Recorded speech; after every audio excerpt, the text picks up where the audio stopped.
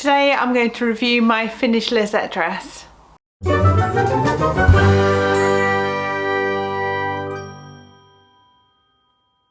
Hi everyone, welcome back to my channel. Today I'm showing you the dress that I have just finished, and I have been dragging it out, but I'm finally there. It is this one. So it's a Butterick pattern and it's from their Lisette range, which is I'm hoping that's in focus, B6168. I will always pop the details down in the description box below in case you didn't catch that. You can either make a tunic length, but I went with the dress length. I have chopped off an inch and I have then put about an inch hem on it. I'm 5'3" and I wanted it to hit me just at the knee. I did add lining to the skirt as well because the fabric that I've used, I think I'm not sure if it's a crepe or not. If I can remember what it is, then I will put it here on the screen at the what fabric that I actually use, but it's quite clingy if you were to walk in it, and it can get quite staticky, so it's obviously got that polyester content. So I added a sort of like an aubergine lining to it, so it just adds that extra layer in between so it flows and it doesn't just stick to your legs. Now this dress is for a sleeve. It does have sleeves, or it should have sleeves on it. Now, I think I do have a sleeve. Hang on a second.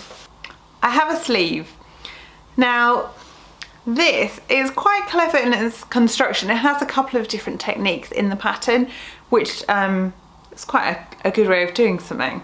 So the sleeve here, it's a really funny colour to film and to photograph, so I don't know if you're going to be able to see it. So this is the sleeve, but it's actually 2 layers. So you cut two sleeves out and then you put them and you underline it. So when you put them on, you can't see the hem. You can see a neat line of stitching, but it's like a fully lined sleeve. Now the only problem with that is I do carry weight on my arms here. I always have done. I always will. It's just one of those things. But whenever I do like a toil or a practice garment, I always check the bodice, and I can never be bothered with the sleeve, but that's the one thing I should do. So when you add 2 sort of widths of this fabric, it does make the sleeve a bit smaller. And I mean, as you can see, this would be sitting up here, and it's like, I feel like I would have no movement at all and it would just rip. Now what I should have probably done is cut, well, first of all check the pattern for the arm side and increased it, and then made a bigger sleeve which would actually fit me. But I didn't do that. So I cut the sleeves out. I used up every scrap of fabric. I think I had 2 meters of this fabric. So I used up all the fabric, so I didn't have anything left over. So the sleeves didn't fit. I couldn't make them any bigger. So I thought, you know what, I'll just make it sleeveless. They don't finish at a funny length where some tops you would need to like adjust where they sit or the arm side and things. Actually, it sits quite well, I think, as a sleeveless top. The only issue I then had is how I was going to finish the armholes.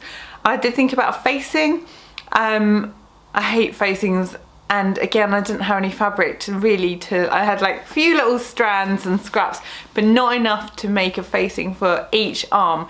So I got some black satin bias binding, only because that's what I had in my stash. I've got black and white. I really should use like an aubergine, but didn't have that, and I didn't want to spend the extra money and then wait for that to arrive.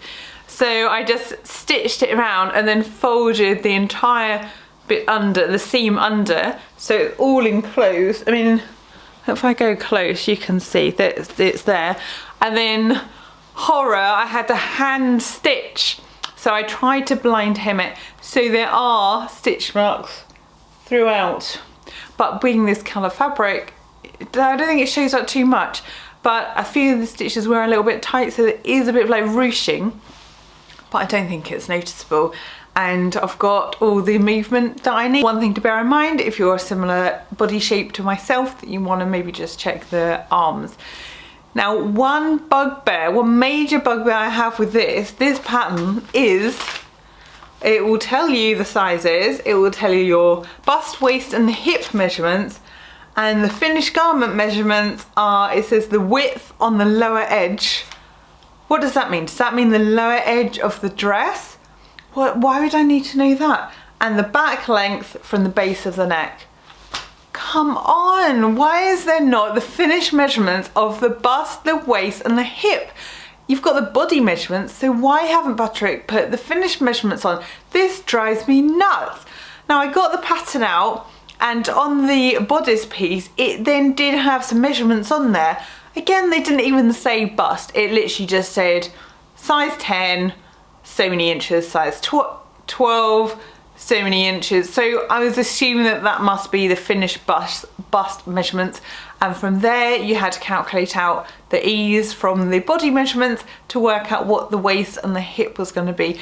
I think this is pure laziness because so many patterns have those measurements. That's what we need to, if we're trying to work out how much fabric that we require, we need to know what the finished measurements are to know what the, what quantity of fabric. Oh, okay, right, I'm just gonna let that slide now, but yeah, is anybody else frustrated with that? Comment down below because I'm sure I'm not the only one. Now, one thing I will show you, let me just edge back, is the fact that I didn't shorten the bodice on this. I'll just sit here a sec. I have to shorten usually everything by an inch. So, and I am short waist, so I'm 5'3", and I'm short waisted, but I didn't shorten the bodice on this. So if you are longer in the body, you might want to bear this in mind. The other thing is that because it has gathering here and it has gathering at the back, when I put it on initially with lining, I might add, because I'd gathered lining, it was literally like that.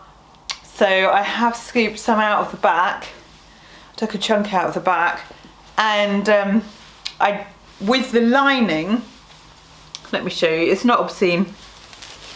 No, we can hear the static. Now, so here is the lining. I have, oh, you can't really see it, but I pleated it so it wasn't gathered, because when it was gathered, I was like that. I felt like I was wearing a maternity dress and I just looked pregnant. So I had to like squash it down, so give it a good iron, and like I said, with the lining, I didn't gather that, so there wasn't two lots of gathering sticking out and making me look like I had a huge stomach. So the person who was talking about making this in denim, they might want to bear that in mind and either maybe pleat, but I was going to say if you're making it with denim, unless it's like maybe a chambray, and even with that, it's gonna be quite bulky, so I would go with like a linen mix denim, so it's like quite, you need to have some drape to it basically because of the gathering, otherwise you're gonna look like you're wearing a tent and nobody wants to have that. Now the back of it was gaping. I did have a lot of gaping. Oh, my hair's in the way. When I was like this, I did have a lot of gaping at the top, so I scooped some out for my toil and closed that at the top of the zip, which I could get away with because it's not a patterned fabric as well. So I just, yeah, pinched some out, and also because this isn't lined and there is a zip, I didn't want a scratchy zip against my back, so I did make out of what scraps I did have a zip placket. If you don't know what I'm talking about, I will link in the cards above. Ages ago I made a video about having a zip placket. I did machine hem it, which I know some of you will be horrified because you also say that I should at least blind hem it, even if I'm going to do it on my machine. I can't figure out how to do that on my machine. It always catches and ends up with like a pleat, and I just couldn't be bothered to hand stitch it. I thought it was going to take me forever. If I do it in the evenings, the light is not going to be good.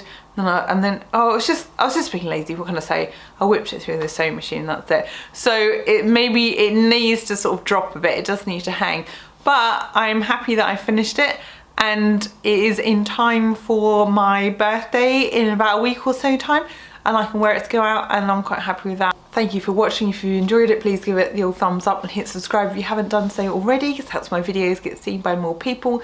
And I will see you again next time.